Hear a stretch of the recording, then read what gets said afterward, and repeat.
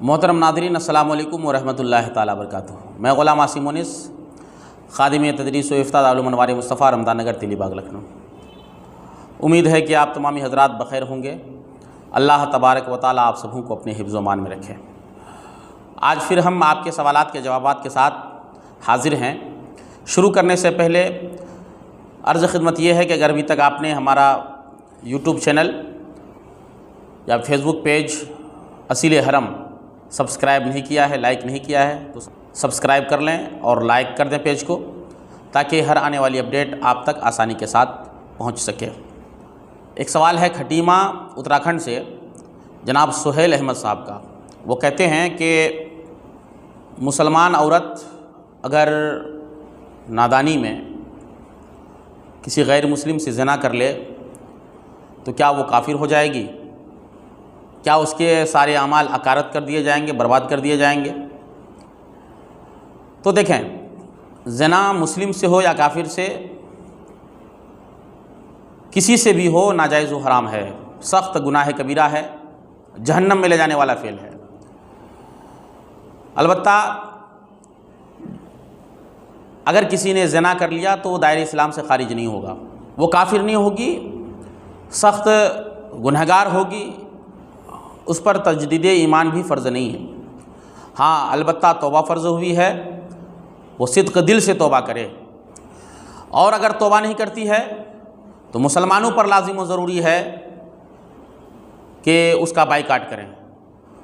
کوئی بھی گناہ کتنا بڑا ہی کیوں نہ ہو، جب تک شرک نہ ہو، انسان دائرہ اسلام سے خارج نہیں ہوتا ہے۔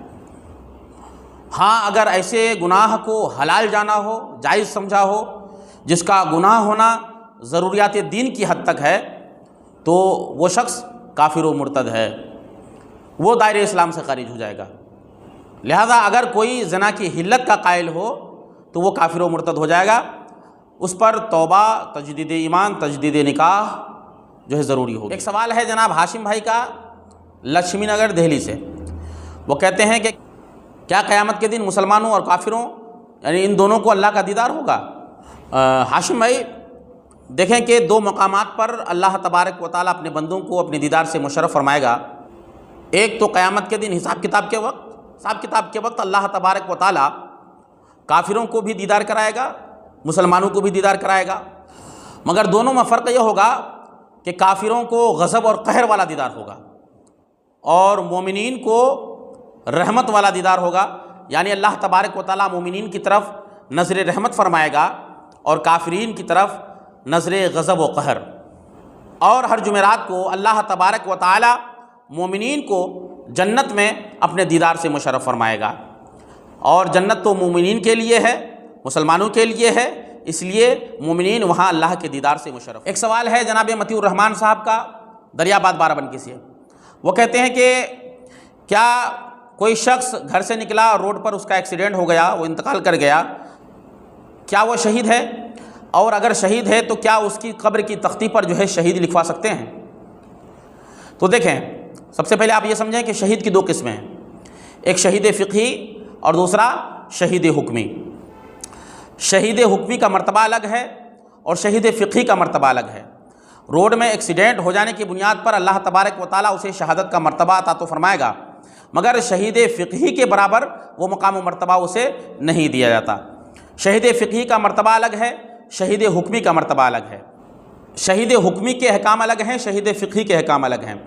شہید فقہی کے احکام یہ ہیں کہ اسی حالت میں اس کو دفن کیا جائے گا، اسی کپڑے میں اس کو دفن کر دیا جائے گا، بغیر غسل کے اسے دفن کیا جائے گا، جبکہ شہید حکمی کو غسل بھی دیا جائے گا، اس کو کفن بھی دیا جائے گا۔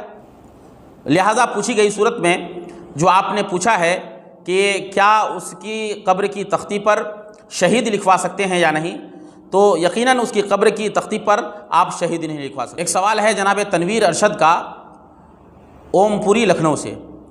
وہ کہتے ہیں کہ ایک پیر کے علاوہ دوسرے پیر سے مرید ہونا جائز ہے یا نہیں؟